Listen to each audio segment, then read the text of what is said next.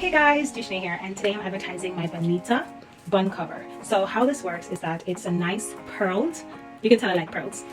It's a nice pearl bun cover. So it's like this. I'm going to come closer for you to see, but this is how it looks, and it stretches to cover your bun. So it's stretchy, goes over the bun. Now this is not a perfect bun. This is more like a messy bun.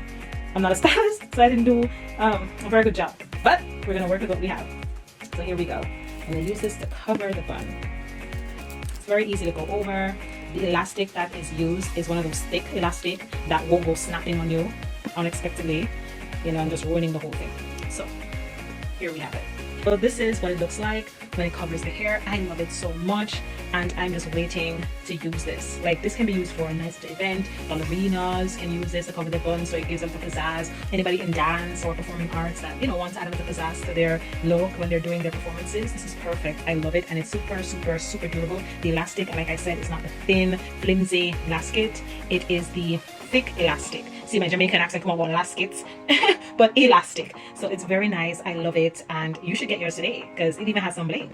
Who don't like bling? I know I do. Get yours today, guys. Bye, guys.